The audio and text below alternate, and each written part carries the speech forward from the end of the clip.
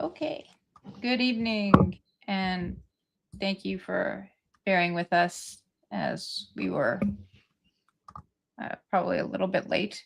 A As little, per usual. yeah. You should always just tack on some time to the estimated start time, it seems.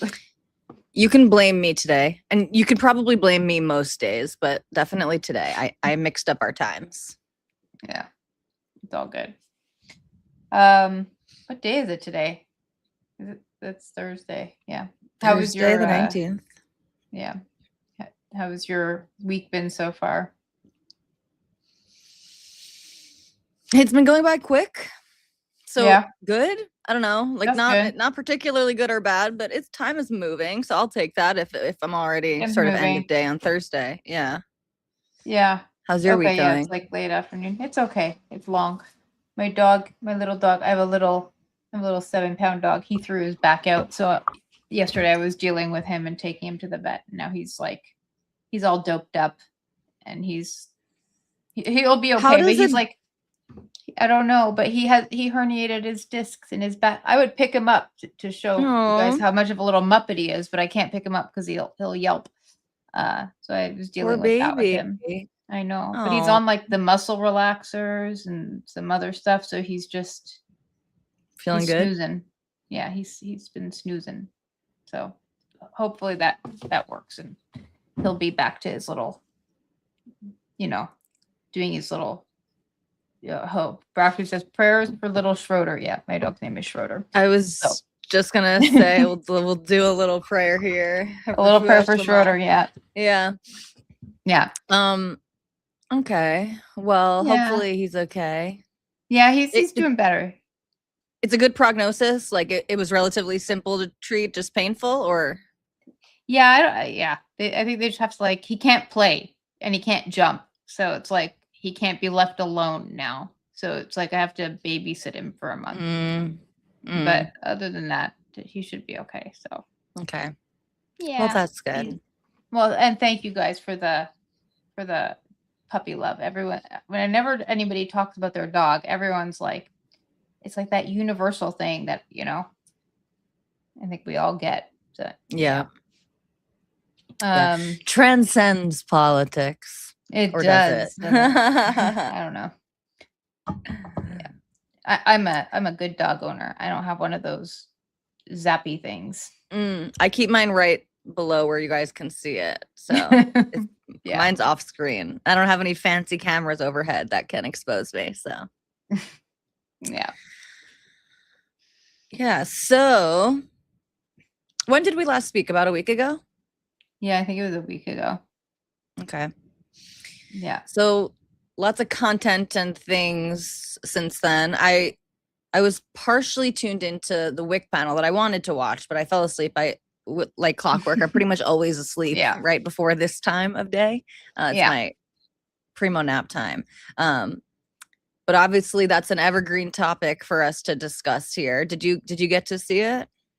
I did. I watched most of it. It was like much more like there was more agreement here in this conversation than in some of the other conversations. And I'm not sure if that's just because like people don't want to Fed post or they you know what I mean? With more discussion, there is like slightly more nuance being introduced Mm-hmm. into the subject, which would be good.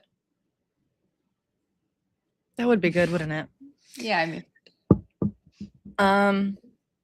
Well, I'll start off with a little drama gossip stuff, but it's yeah, good yeah. stuff. So I'm gonna, for the first time, as many people have asked, I'm gonna comment on me and Wick's relationship Ooh, situation update. So a lot of people were speculating. Obviously, Wick and I haven't done a show together in months now, probably like 5-6 months, something like that.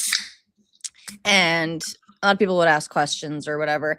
Essentially, I'll Wick and I spoke the other day. That's why I'm talking about this now. And he and I are ooh, good, and we're gonna hopefully do a show together soon. But I'll just give everyone the hot tea. Basically, I was upset with him. I think the moral of the story is that chatters are evil. Of course, none of our chatters here, but I think this was mm-hmm. like kind of rumors by chatters that created a situation that didn't really exist. But basically, I was kind of butthurt. Wick and I hadn't scheduled for a while because my schedule was kind of crazy. I was traveling and stuff like that. One of the guests that I was trying to book for our show like never got back to me, so we just essentially like hadn't touched our conversation. But from my end, I wasn't avoiding him or anything like that. I guess shortly thereafter is when I had like called into one of Ryan Mullally's streams. And so some chatter somewhere concocted a story in their head that I ghosted Wick to stop doing the Wick and Tali show to be a co-host on Ryan Mullally's podcast. And then Wick basically repeated that on stream when he was asked, like, oh, why don't you and Tali do the show anymore? Tali, just doxed myself. Why don't you and Tali do the show anymore? And he repeated that, and that kind of pissed me off. So I was like annoyed about that. And I should have went right to him right then and there and been like, that's not true at all. I don't want you to think that, but I didn't. I just got bitter about it basically and held my tongue. And he and I did just talk about this the other day, but just to clarify for anyone who's confused, I don't have a podcast with Ryan. I've probably called into Ryan's stream like 2 times. I was a guest on the inaugural episode of Ryan and Gen Z's podcast. I was a guest for 1 episode. That was it. And so I think it's just shit stirs, basically. And even the reason actually that I decided to talk to Wick about this was because the other day, on Destiny's stream, he was watching a Wick conversation, basically, where Doobie came on and they were all talking about Destiny, basically. And somewhere in that conversation, I get brought up. Someone's asking what happened to, you and Tali streaming together. And Doobie's making some snide remarks like, oh, I'll give you more money if you stream with Tali because, I hate her or she's dumb or whatever he said about me.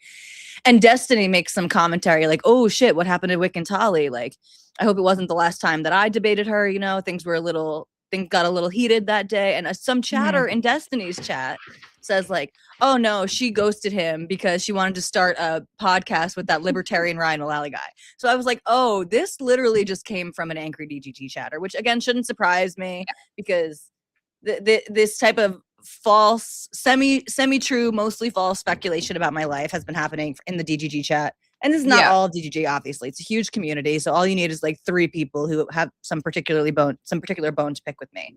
But all that to say, I basically wasn't talking to him because I was annoyed that he was telling people that I ditched him when I didn't. But I messaged him the other day because I felt sad about it too, because I don't have any bad feelings towards Wick at all.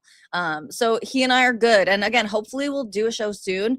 The real problem is that I can't really commit the amount of time to him that I was committing before. And I don't want to be flaky with him or anything like that. So I don't want to commit to hosting shows that I won't be able to host. But all that to say, there's no beef between Wick and I, which I'm really personally glad about again, because I was kind of carrying, I feel like we were shadow boxing each other or whatever, but I'm glad that we just spoke to each other directly. So that's the Wick and Tali update for everyone who's curious. Oh, well, that's good. I hope you guys do something. It would be like I think it was, I liked when you were on the show. I think it like helped bring some more balance to it. Right. And I know Wick tries to be balanced sometimes, but he definitely does have his leanings, right? And like those are not hidden. Like he is not like the type of moderator to like hide his right. He gets in the debate, and he shares his perspective. So it's nice sometimes, like when there's like somebody who's on there with regularity to kind of like provide an alternate view, right? And even if you're aligned on some things, it's just like maybe approaching it from a different right. That's the irony too. Is really like I do feel. Wick and I are aligned on so many things, right? And even if like, at different points in the year or in the presidential term or in the election cycle, we become more or less partisan in those ways. That was the reason that I wanted to start doing any type of streaming with Wick, is because I think he's like a really principled guy and a really reasonable guy and a classical liberal and lots of the things that I respect. So yeah, hopefully that'll happen soon. I'm trying to think of a show or something that I could pitch to him, but yeah, he said his door is always open for me to come on, so there is no bad blood, which I'm very happy to report because I didn't like the feeling of it, yeah. So cool. That's my update there. Thank you. Thank you. What else was I going to say? I feel like I had something else to say.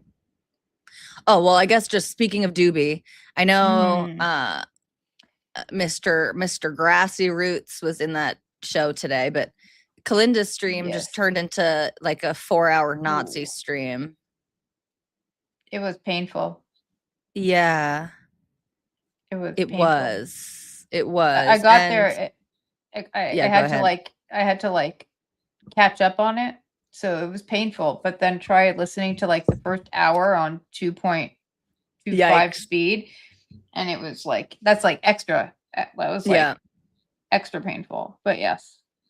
So yeah. And it's just like a bummer because I don't know what the right answer is. Like I don't criticize Kalinda, obviously. Like I don't think that she should be blocking people with different ideas. No. And there's an irony here too, because right before Doobie became the topic of discussion, there was a short time earlier in the stream today where people were just shitting on me. Not to be so dramatic, I'll make it about me again. But this morning, and I don't usually get upset, like personally offended by comments on the internet. Usually, I'll put a big asterisk. Obviously, I'm a sensitive enough person, but this morning, again, before Doobie was super chatting a bunch and he became the focus of the chat, there were like 4 people who were like cursing me out in the chat just on the premise that I'm a Trump voter and I don't regret my vote. And it started with like this one person in the chat who every time they see me in the chat, they say, hey, look, like it's this dumb fucking Trump voter. And so I responded and I was like, can we like some new material maybe? Like you said this yesterday, like can we switch it up? Like I'm making a little joke of it. And then in response to that, like 3 other people in the chat, and they were literally just saying like, no, you're a piece of shit. Like, fuck you, go fuck yourself. You're an awful piece of shit. Yeah. You are. And I was like actually upset by it. And again, like I don't want to be too soy or whatever. And I kind of feel like Hutch a little bit. Not that like me and Kalinda are like the relationship of Hutch and Pisco, but my response was like, this feels really unnecessary. Like I'm in this chat every day. I'm friendly. Like, yeah, it's mean-spirited at a certain point. Mean-spirited. I don't even know. It's just kind of insane. And I try to not care or whatever, but obviously if that's going to be like the engagement that I get, then I'm just going to not want to go to that space. And that's sad too. Yeah. That's a loss. Like I like Kalinda. But yeah, me and Kalinda aren't boys like Hutch and Pisco. We're just girly pops. But I don't know. Again, I'm sorry. I don't know why I'm sharing this other than like this morning when it was happening, I was like, oh, maybe I'll say this when I stream later. But I was like legitimately like upset. It actually like personally upset me. And again, maybe I'm just saying this as like, it's just another sign of the times and just like how hyper polarized we are. But like, first of all, I got more heavy criticism from some of these people than Doobie was getting after when he was just straight up in the elders of the protocols of Zion. Like he was just actually Zog posting and people were like calling out what he was saying, but like literally no one was like, you are an evil piece of shit, which was the reaction that I got. And I just think it's just like, I guess maybe I'll tie this in to make it a little bit less about me, but I'll tie this into the WIC panel that is finishing up now or whatever of like, how do we all move forward, right? Like, how is our country going to move forward? You know, both sides of the aisle, both sides of the voting populace here. And I'm nervous about how we're going to move forward because people really just want vengeance and vitriol. And then this is the thing too, the irony is like that then I'm watching them, they go from yelling at me, whatever, cursing at me. So then they're kind of talking to each other in the chat about strategy because a few people, someone's like, oh, we shouldn't speak to guests like that, which I appreciate that. That's nice. And then someone else is like, guys, like just attack the ideas. Like if you want to be able to persuade people and change their mind, you shouldn't attack them as people. Like sort of like your mind, Kay, right? Which is like pragmatically, even if you guys think she's an evil piece of shit, you shouldn't just say that to her if you're interested in changing her mind. And so, I'm just like dismayed that like there just seems to be anger and like a desire for vengeance and punishment. And I don't know how that's gonna work out. It does feel like once again, like there is this like childish, I see it as childish refusal to just like deal with the reality and deal with the fact that your beliefs are not as popular as you think they are. Like this is where not Trump, where Hutch gets it right. Hi, I did not mean to confuse those two, but where he says to so many of his interlocutors, like Trump being in office for years was baked in on election day. In November, it was baked in that he is going to have like this can't be. You don't get to punish people for voting him in. Like that is the legal process. You know what I mean? You don't get to punish, not that I care so much about him being punished. I'm sure he's committed lots of crimes. There's plenty of things to punish Donald Trump for, but it just really black pills me about how we are going to be able to move forward as a country. Yeah, I hear you. I think that there's like,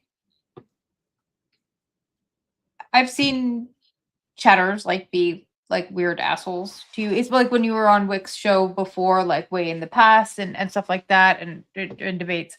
I've seen it, and there's like a particularly like, I don't know, like weird, like unhinged or mean spirited, like kind of attacks sometimes that I feel like are so disproportionate or so like out of. I don't really understand. Out of pocket. How is that what you were about to say? But yeah, I was gonna say out of pocket, but like so kind of like I don't know, because I've spoken to you for like at length now, but even before I'd spoken to you, like personally, and just had heard you talk and seen you on panels or whatever, like there was never a point in time where,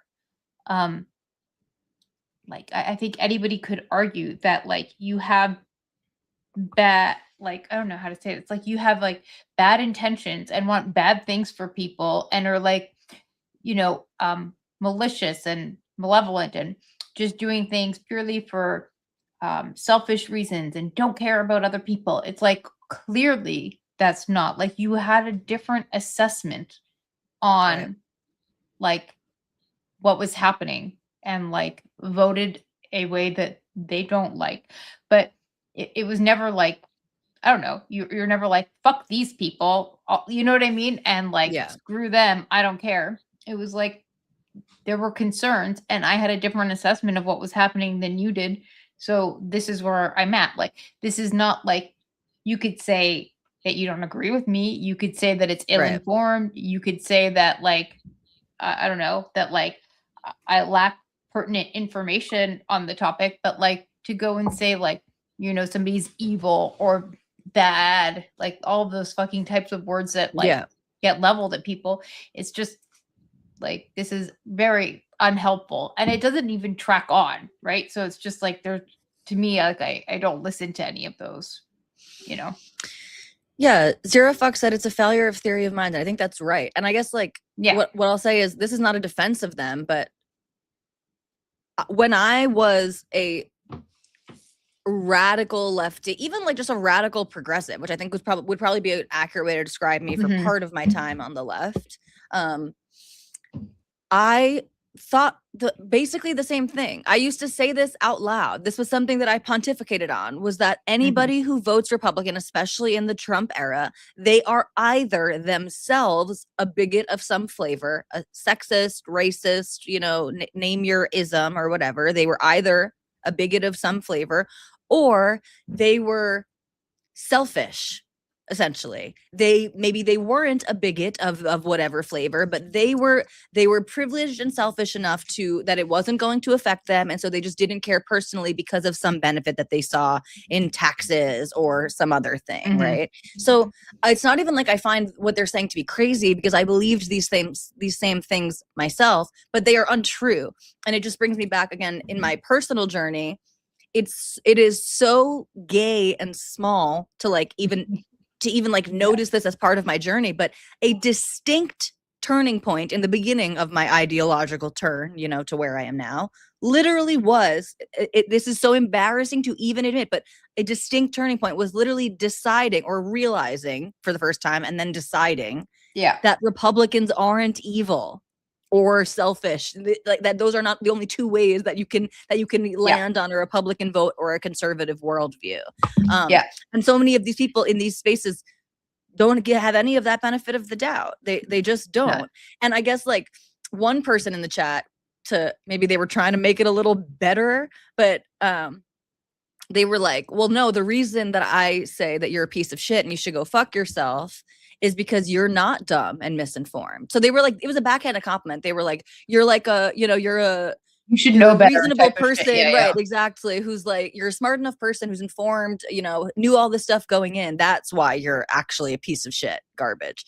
But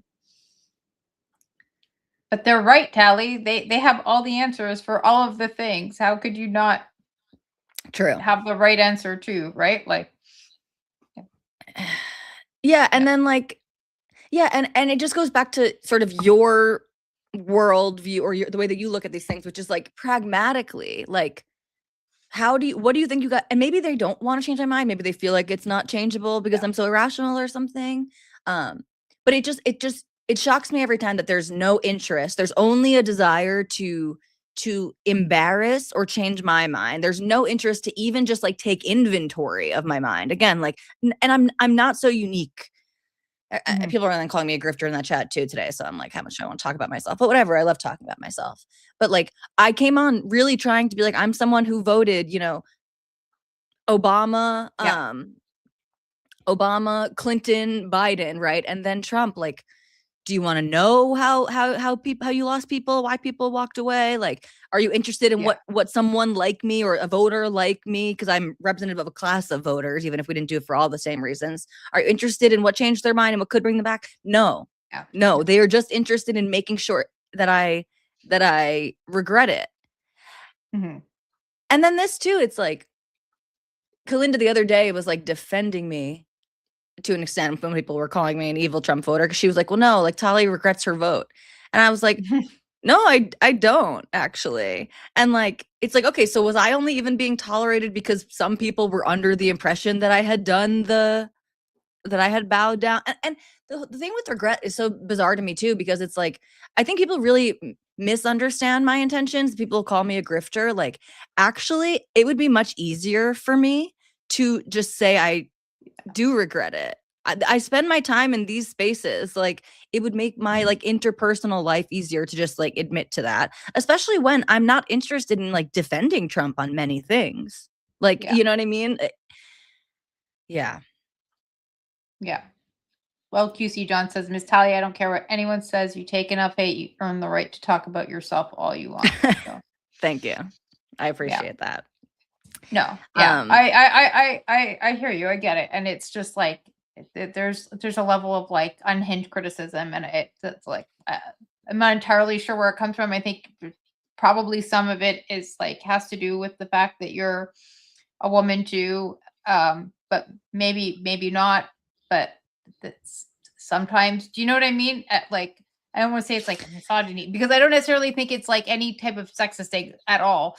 But like, sometimes I think it's a little bit like a certain type of person is a little bit more angry at a woman, or maybe they see like as like turning your back on like women's rights and being a lesbian and you know what I mean? So like, you should, because you have certain like identity characteristics, it's even more egregious. It's more of a betrayal, right? Just I'm more of a traitor. Well, it's like what Chipingro said. You stop believing the dogma. Apostates are worse than unbelievers. And I think that is probably true. And while I'm like, I mean, I'm very resistant to, I know you are too, but like to like accusations of misogyny and stuff like that. I think that like might play a role, but then I think of like Ryan Mullally, who I would say, like maybe it gets treated worse by these people, than me. So it is someone who left the faith, right? Who once generally agreed with you and now doesn't. That seems to really piss them off. Yeah, I heard like after Connor had spoken to him, I heard like people in chat saying something to the effect of like, I don't know, saying like Ryan is like, I don't know, like bad faith and disingenuous and just all kinds of like weird things about him. I forget what another one of them was, but all to say, I was like, I don't get that read from him at all. He seems like pretty clear and like logically consistent when I hear him talk, and he has like good reasoning to back up his positions. Do you know what I mean? Like, I don't get those things from him at all. Like, I could understand that you don't agree with him. That's fine. You don't have to agree with him, but like, there's nothing like inconsistent about his like thought process, and he's really willing to like talk it through and like, you know what I mean? And like take you from point A to point B on how he gets somewhere, in a way that like makes sense, you know. Yeah. So I think that I don't understand where those criticisms come from. I think they come largely probably from like how Destiny talks about him, because I think he had Yeah. been talking to Destiny first, and Destiny will say things like how he's like,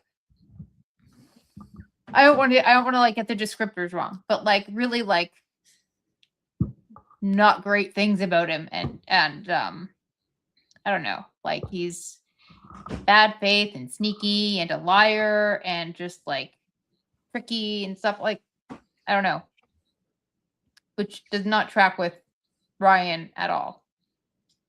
Yeah, no, I agree. And like Ryan says, and I think it's probably true, although like I'm not willing to say this about myself, maybe because I have less confidence or whatever, but he is competent and disagrees with them and comes from their side. Like that's enough, right? Like, you know, he's because that's the thing too, is like, That's what I think. I don't know. It's really, it's quite frustrating. And it does make me then question the actual motivations of some of these people in the space, because like they're willing to, and they enjoy like stomping on, you know, dumb MAGA and stuff, right? They'll do like call-ins and stuff like that of people who are just going to defend anything and don't have an understanding of the law and whatever stuff like that. But they're like much less interested in engaging with someone where it's the narcissism of small differences in some ways, right? Because we are, someone like Ryan and someone like myself like are similar. It's why we spend a lot of time in these liberal spaces and whatever, and why we come from a liberal worldview, and why we both like, I think Ryan does, like, still consider ourselves to be classical liberals. But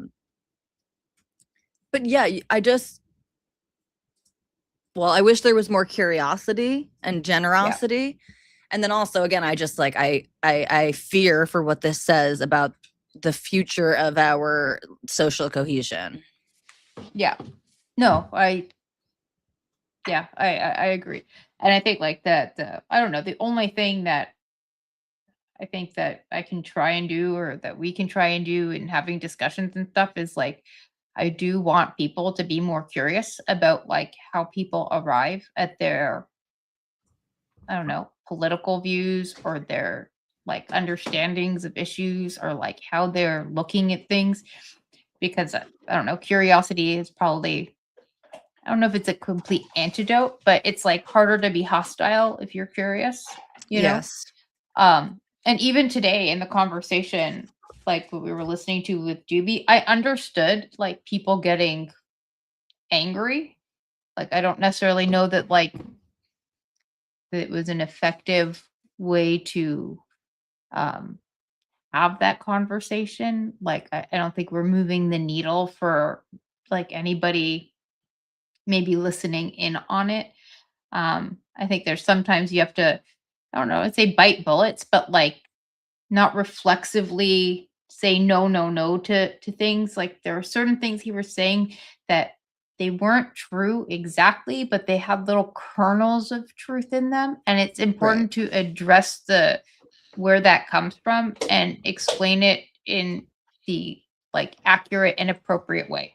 You know what I mean? Rather than saying, "Well, that's just not true." And he's like, "Well, I'm looking at here and it's reading like this." It's like, "Okay, well, there's a bigger context for this. And this is just like you're pulling up a slice, and this slice is not representative. And this is, you know what I mean?" And not that that wasn't tried to do, but there were other aspects I think that could have been, you know, possibly handled a little bit better. Far be it from me to tell people how to talk. you know, Spend their but I guess time. it Yeah. depends on, but it depends on like what you want to do. You know what I mean? And I think I mentioned to you the other day after I think it was Juby was on Connor stream. I was like, I just actually wanted to Mm. ask him, like, where did you learn this? Like, how did you come to this? Is this like, what are the sources? Who are you talking to? How many Jewish people do you know and interact with on a Mhm. regular basis? Because you don't seem to. This doesn't seem to be reflective of like any Jewish community that I've ever. Yeah, but this is complicated. Yeah. Well, it's complicated for many reasons, but like a lot of people who hold wildly anti-Semitic and conspiratorial views about Jews do know Jews. I mean, like, arguably, this is true for like a lot of like the most famous purveyors of this garbage right now. Like, I think sure. Nick Fuentes' like assistant or producer or something is Jewish. She's talked about this before. Megyn Kelly, from Connecticut and New York. The woman undoubtedly has tons of Jews in her life. Tucker Carlson, he was raised and promoted by many Jews and whatever throughout his life. So and then that actually made me like kind of queasy at the end of the conversation when Doobie is like sharing his October 7th story of like where his Jewish friends were on October 7th. And it really like it made me queasy, but I'm sure Doobie has Jewish friends. He's not learning these things from his Jewish friends, but like a lot of people who hold crazy conspiracy theories about Jews are able to like deal with the cognitive dissonance of having Jewish people in their lives. But there's also this thing that like many Jewish people do is they separate themselves from their Judaism because they think it provides them cover for people like that. Do you know what I mean? So it's like they will be like Jewish, but like I'm Jewish, but I'm not like that Jewish, or I'm not religious Jewish, or I'm just like, do you know what the way you said Jewish sounded like the Anissa sound clip that H3 uses all the time where Anissa's saying Jewish. Just sounded like it the way it I came did out not of your mean mouth, it like sorry. that. But you know what I mean? There's like and this is like I forget who was talking, who was on Kalinda's panel, the woman, the lady who was speaking. What was her name? Adi. Okay. Yes, she was saying something to the effect of like, don't like let this shit like make you distance yourself from your Jewishness. You know what I mean? Mm-hmm. And I was like, and I see that a lot in people who are not particularly religious. They might be more secular Jews, but they see especially what's going on now. So that they'll be like, yeah, I'm Jewish, but I'm not like that. You know, there's always this like need to kind of distance yourself from those Jewish people. Yeah. Even within some regular Jews, you know? So I don't know. Does he know those Jews? Or does he know, or has he been around like, I don't know. Oh, that's such a good point. Right. Like, do you know what I mean? Right. Is he more likely to know Jews that essentially just don't have a very thick understanding of their own Judaism? Is that what you're saying essentially? Yeah, or have like distanced themselves from their Judaism sure. because of like not necessarily because of him, but like because of like how the fucking world is, you know? Yeah. So. Yeah, right. And like maybe, and again, maybe. But to me that's just it's like less relevant. And I do agree with you of what you're saying of like sometimes you got to bite some bullets or whatever. The problem is again with it depends on like who your interlocutor is, and Doobie was a bad faith interlocutor, whereas like everything he said was a Mott and Bailey, you know? So like even to your point, it's like you could make what's the word I'm looking for? You could concede essentially a certain specific point, but he's smuggling in so many larger points with that, right? And I don't know if you heard when I first went up to speak, the first thing I went to speak was to slightly push back on Adi and just be like, listen, obviously some people use it as a slur, but in the same way that literally any descriptor of a people can be used as a slur if what you're trying to say is something bad about that group of people, right? Saying black people, that is descriptive, right? But if you're using it as an You could invective say it a while certain way. describing Yes. how evil Black people are, right? Then you're using it in a way that's a slur. And so, Yes. yeah, so I agree. Like, and I wish that she would have, like come from that perspective from the beginning, but I understand where she was pushing back, and it was a bit autistic too, because she wasn't wrong either, which was her point was the word is not a slur, even if it can be used as a slur by some people on some occasions.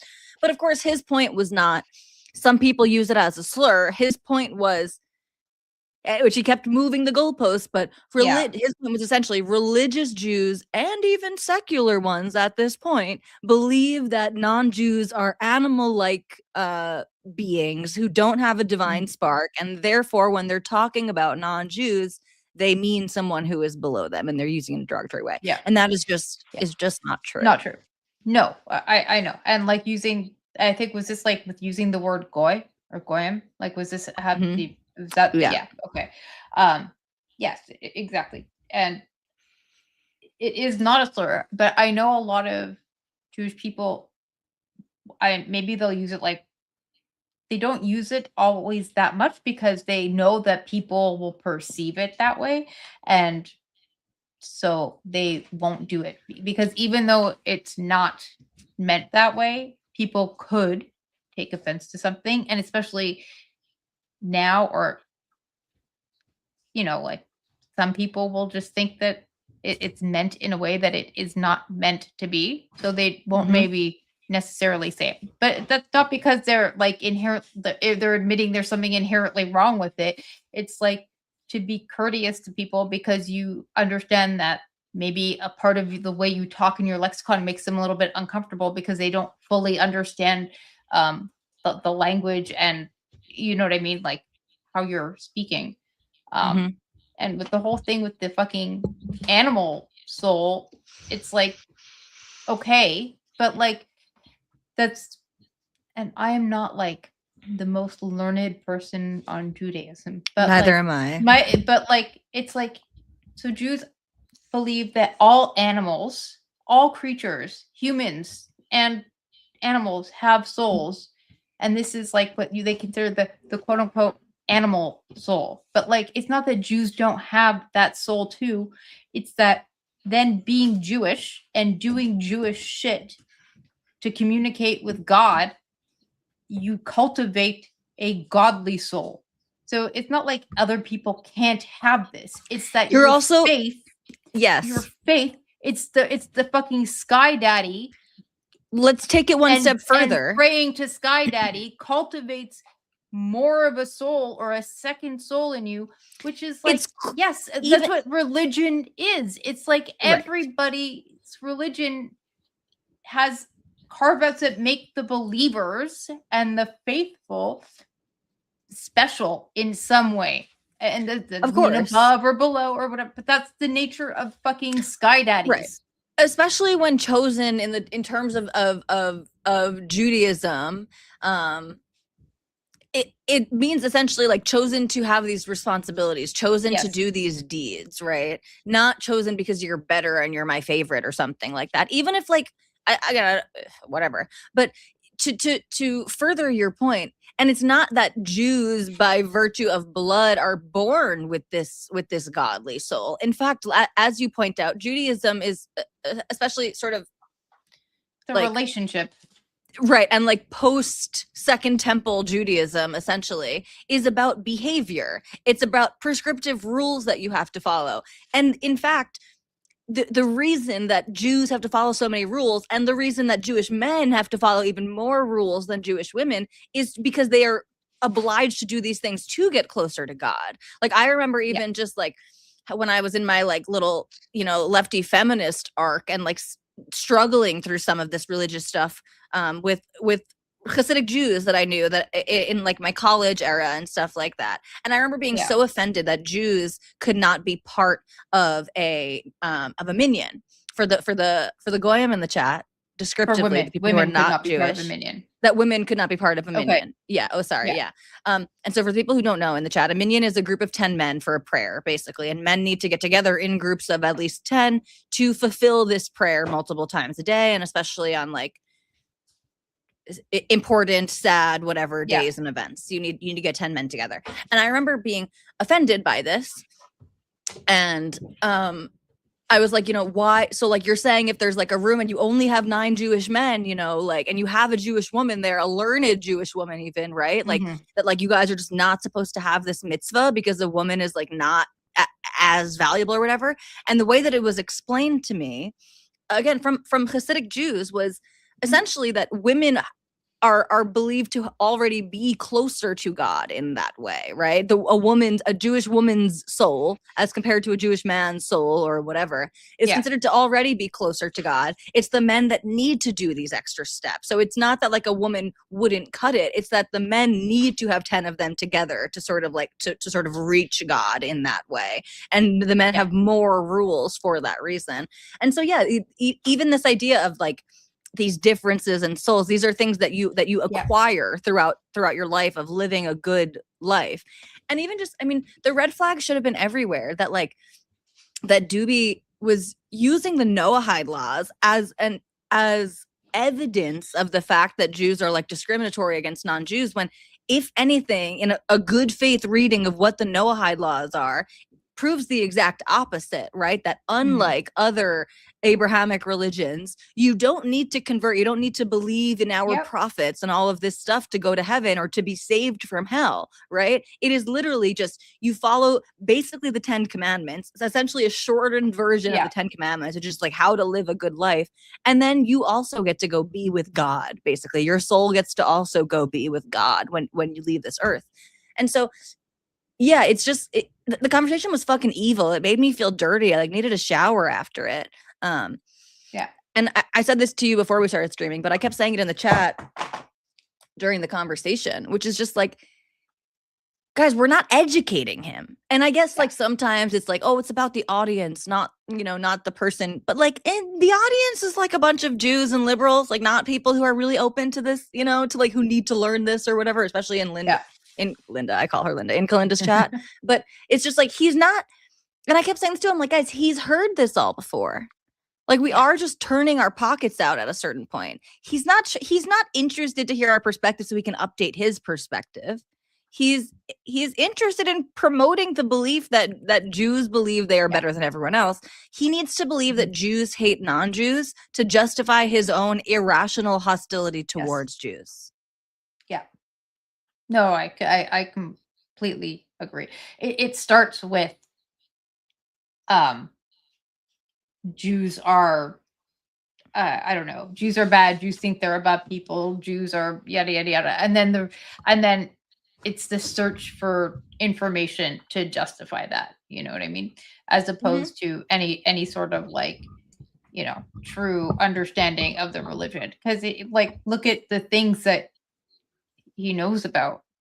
Like he does not know broadly about Judaism. He knows about the very few narrow things that can be twisted and manipulated and weaponized against Jewish people. So and he does this thing where he's just like he's in the call, and then somebody will be like explaining something to him, and they'll be like, "Did you follow that?" He's like, "Oh, sorry, I had to go read something, or I wasn't really listening, or I was like talking to my wife from it," which is all fine. But like, if somebody's like taking the time to answer your question, and then you don't want to confront what they're saying, so rather than have a real response, you're pretending and I believe feigning like that you're too busy to listen to them. Well, then maybe I don't know.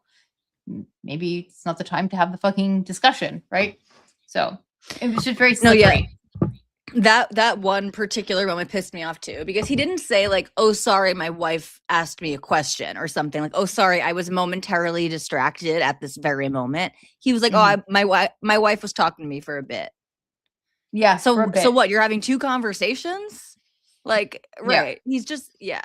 Yeah, he did that a couple times about just like checking out of the conversation as somebody was like responding to him at length, which was just but yeah,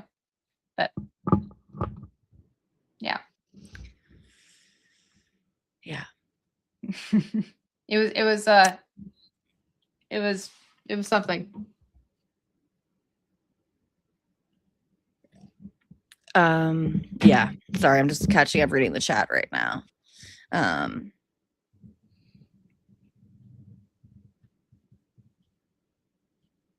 Who read the Talmudic Jew? Where? Are you saying Doobie did? Zero fucks? Did he read the Talmudic Jew that Candace read to spite Shapiro? I think, isn't that like, I don't know. If Candace Owens read it, it has to be some like crazy fucking wackadoodle.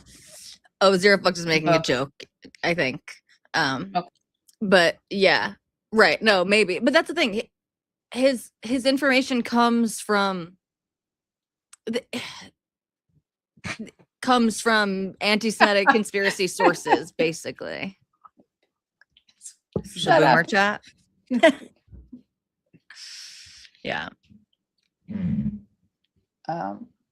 Yeah. So I don't know. I don't know if this conversation is gonna keep going. Not literally, not the one we're having, but I mean the one with Doobie. I don't know. It's hard to. It's hard to listen to, you know. But and at the same time, I have honest like curiosities of like how people get to these places, and I don't know that Doobie's somebody that I could have that like honest and open dialogue with of like, well, when did these like ideas first cross your mind? Like, how did you come to this? How do you reconcile this with Jewish people? Like, you know what I mean? Like, those are things that I actually get curious about with people who hold these like kind of crazy conspiratorial beliefs, you know. And usually if there's one conspiracy, like nobody believes one conspiracy. I know, except I don't know if that's true. Like, maybe that's, I'm inclined to believe that's true. And I think that is often true, especially when we're talking about like not necessarily anti-Semitic conspiracies, just other ones. And I think there's data to back this up too. Interestingly, it reminds me of the data on paraphilias, on like sexual fetishes, which is like, if you have one, you're like, someone with one is more likely to have two than any person is to have one, basically. Yes. And it seems like the same is true for conspiracy theories. You know, once you believe one, you're more likely to believe another than some like random person is to believe any of those conspiracies on their own. So that tracks to me. But I don't know, man. Anti-Semitism does, maybe not though. Maybe it does, because also I believe that anti-Semitism in the form of conspiracy theories, which is what it largely is, does rot people's brains. Then you see people like become conspiratorial about other things. But I don't know, like, I don't know that Doobie would believe any other like major conspiracy theories. I think he just believes a lot of anti-Jewish ones. Yeah, no, it's possible. But I don't know. Yeah. I don't know. I was trying to figure out, like, they say that he doesn't also fit like, I guess, like the profile of somebody who like largely believes in conspiracy theories, but there's so much like anti-Semitic fucking stuff floating around that who knows? Because usually I think like the profile of somebody who believes in conspiracy theories is somebody who like lacks a lot of agency or feels out of control in their life. And like, do you then look to conspiracies to kind of like give a reason for what's going on and why you can't, I don't know, like manifest the things you want in your life? Or do you believe in conspiracies and then like kind of throw your hands up in the air and be like, nothing I do is going to matter because, I don't know, like the cabal runs it all. Right. You know? Which is also just obviously bad. Oh yeah. You know? Especially for, and I think I heard Seth Mandel say this on the Commentary Magazine podcast today. And again, he's not like the first person to make this observation, but like that mindset, right? When that nothing I do matters because there's a cabal essentially of elites, whether it's the billionaires or the Jews or, you know, whoever you kind of like place in, or there's overlap between those categories in a lot of people's minds. But it's particularly bad for a self-governing society, right? because they then no longer are bought into the fact that they are self-governing. They don't believe that they actually have any agency. And Yeah. I feel like this is something that Ben Shapiro has been talking about for a while now, and I think like in some ways it's related to the book that he put out, which is just like we need builders. Like we actually need people Yeah. bought in and like taking agency over their lives and their communities Yeah. and their country. That's why it is so disturbing and shameless, this sort of like populist rhetoric from people like Ro Khanna as just like one glaring example. But it's like, why do you want disenfranchised is the wrong word. It's kind of the right word, actually, because like they get the vote, but if they don't believe that their vote matters, right? Like, why do you want to disenfranchise half the country? Like, that just seems so fucking reckless to me. Yeah. Yeah.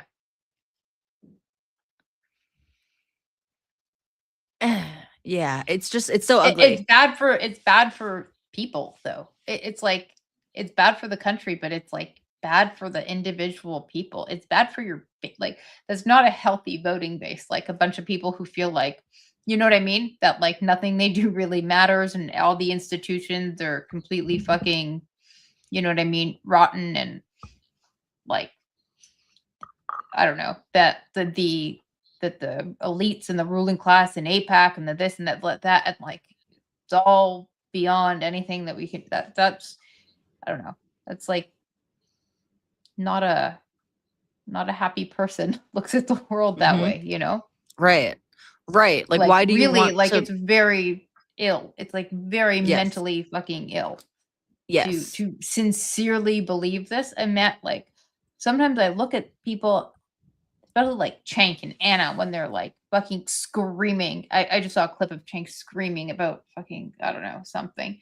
I think like Abby posted it on Twitter or whatever. And it was like, this is humiliating. First of all, it's so embarrassing. Like, how do you fucking like I don't the know. man has There's no not shame. money. There's not money. Like I could not. I just could not. It's like fucking it's secondhand embarrassing. You know what I mean? Yeah. But like if you really truly believe that, then what the fuck are you doing? Like I don't know. Like how do you go around fucking getting anything done if you think that everything is that like rigged against you? It doesn't make sense. Yeah. Sorry, I'm getting like work text right now. That's why I'm slightly distracted. But yeah. Yeah, it's bad. It's bad. Like you said, it's like it's bad on the individual level for that like individual person's health. Like it is ill, right? It is disordered. Yes. And you're like, and you're putting that into people. It's like a iatrogenic harm at a certain point. But there's like something malicious about that. If you don't actually fully believe that to that extent, and you're going around fucking screaming like a nut job to get people to believe that, that is fucking malice. That is like absolute. That is some evil, sick fucking shit there. You know what I mean? If you don't, if you're not fully bought in, I don't know. It's hard for me to. It's hard for me to think that some of these people are fully, you know, are true believers, if you will. Meaning you think it's like more of a grift? I think there's like some things that they think, but I think like, but I think a lot of it is a grift, and I think it's very motivated by money. And I think that they might not like some of the commingling of Israel and the United States, but I think if it weren't like a very lucrative topic to be hyper obsessively focusing on, then that would change. And when I look back at like the stats for the Young Turks, when they started mentioning Israel, their ratings that were like the numbers that were fucking in the shitter before have like climbed. But they're so much. deranged that it's hard for me to believe that they don't actually believe this. And I think in some ways these things feed each other. The attention makes you think that what you're doing is right, and so you buy into your own bullshit more and whatever. But yeah, I don't like Anna and Jank are deranged.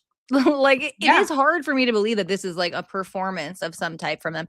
Frankly, for a lot of people, I think I'm just so disoriented. It's really hard to know what to. It's hard to not be paranoid, and it's really hard to like know what to trust and to. I really do try to lead with giving people the benefit of the doubt and like charity and good faith, but like just like as an example, I remember, and I think I've said this before on here, but like when I first had my ideological turn, this is before October 7th, it was a couple of years before, I was like big on the like Jews overplay anti-Semitism thing, which I think like was true. I've seen a lot of Jews coming out recently being like, I used to think this is overplayed and I think I got it wrong. Like, I think we were more right than wrong, and things actually are. There's just like things are changing, whether it's like all true anti-Semitism or it's foreign interference and it's edgelordiness. Like the presence of this stuff is certainly higher than before. But like just as a specific example that sticks out in my mind, like there used to be, again, this is like pre-October 7th, there were like some segment of Jews, mostly left-wing, but frankly some like right-wing Jews too, who would call Thomas Massie anti-Semitic.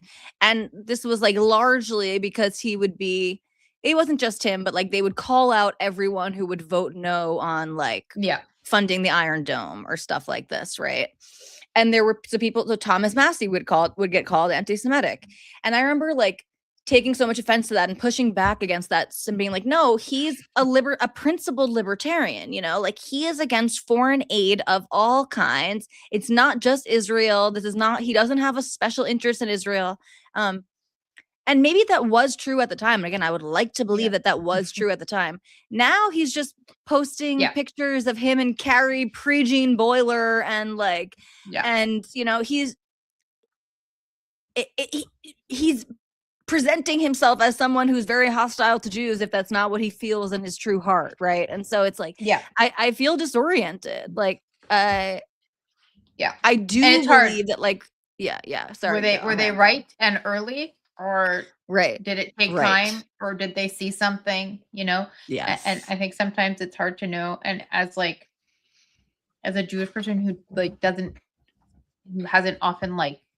I'm not perceived as a Jew when I walk around most of the time, like typically, right? And even in like social circles, I have a very like non-Jewish name, but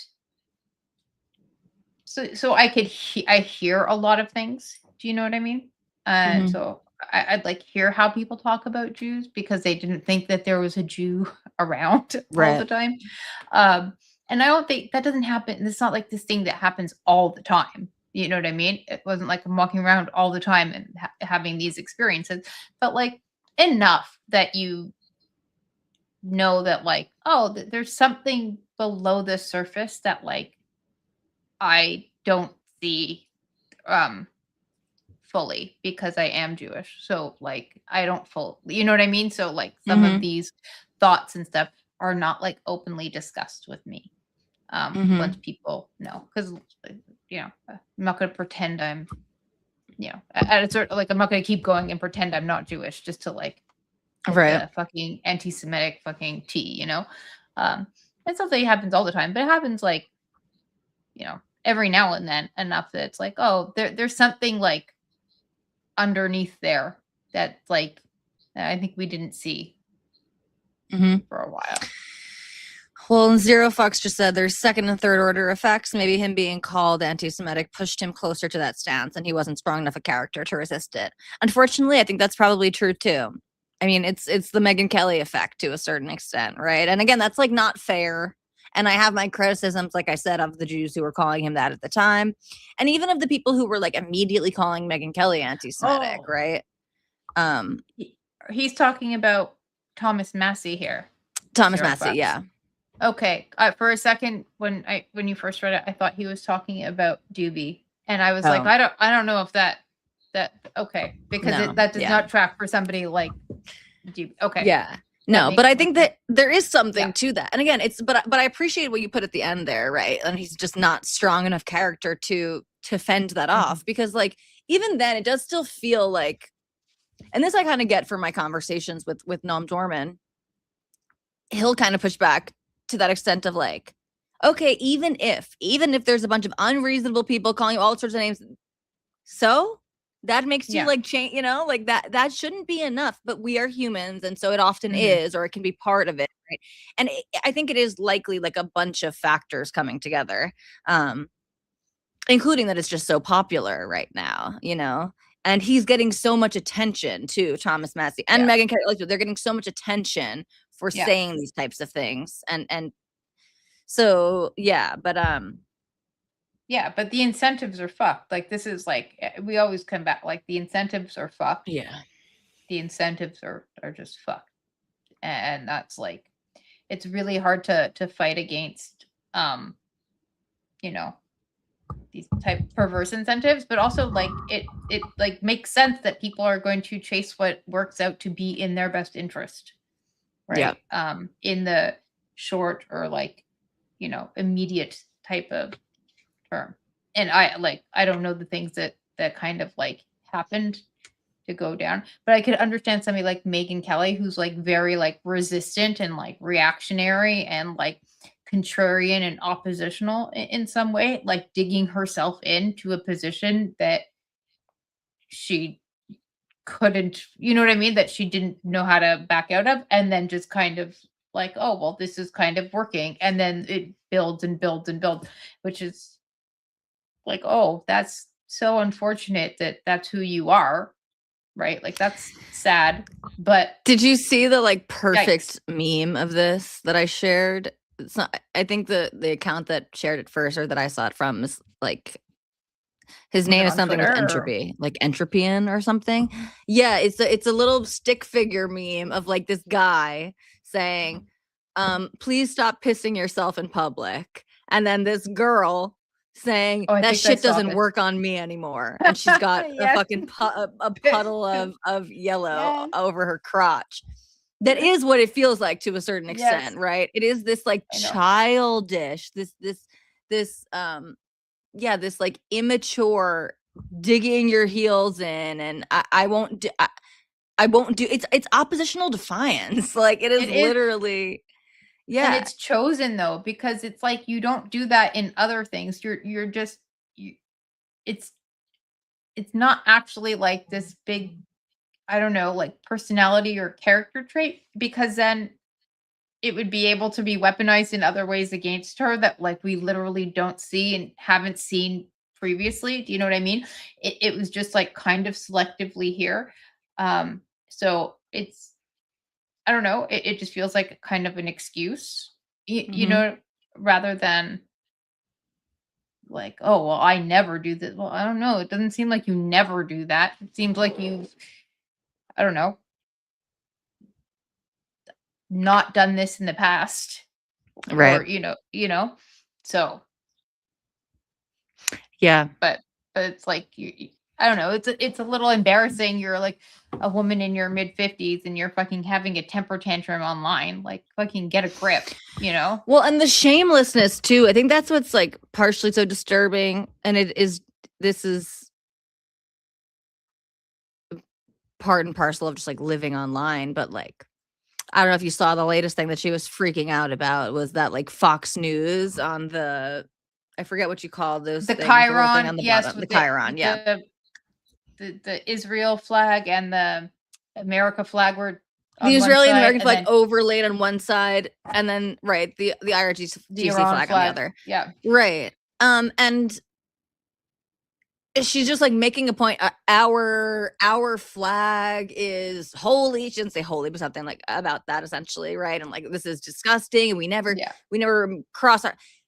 And then people are posting very quickly, like several screenshots of like her recent YouTube videos where there are overlays of the American flag. Like, and that kind of disturbs me more, that like that evidence can be produced and like she doesn't feel the need to respond to that or to delete her tweet or anything like that, because she doesn't need to, right? Because Yeah. the people who are like pulled in by this are not Mhm. that interested in consistency or truth. No. But that is like disturbing to me, that like immediately people can find not even counter examples of her doing the same thing because Mhm. it's not some type of traitorous thing to do, right? Like it's a normal way of how we interact with media, essentially, to like represent ideas. It's symbolism. Like, so I don't know, that really disturbs me, how people can so quickly correct her on that, and she has no reason to respond or delete or correct or anything. Yeah. It's like people are so resistant to being wrong. Like Mhm. like to such a degree that they would rather be wrong more. It's like they are so embarrassed or ashamed or whatever it is, because it has to be, there's something going on up there. This is not like nothing logical about this, that you about being wrong, that you would rather be wrong more and be wrong longer and be with people who don't care that you're wrong about shit than like for a second like be like, oh, maybe made a mistake there. And it's like you can be wrong about like a thing and not be wrong about the direction of your thinking. Do you know what I mean? Or your Mhm. inclination of the Yeah. thing. But you could just have a part of the facts wrong. You know what I mean? Like, I don't know. You could be wrong about a policy and still want certain outcomes, like Right. on getting there. It's like you don't have to give it all up. But there, people are so fucking attached to this that it's, I don't know. Yeah. Yeah, no, I agree. Unfortunately, I'm gonna have to duck out just because my phone is blowing up with work Going stuff right off. now, and I don't want to just be like distracted essentially while streaming, because that's not entertaining. It's okay. But okay, we'll do this again soon. Maybe I might be able to pull something off for this weekend. But otherwise we'll plan for early next week. Yeah, no, that sounds good. Let me know. And Cool. thank you guys for coming to hang out. Yes, thank you guys. And we will be back soon. All Talk right. soon, everyone. Thank you. Bye.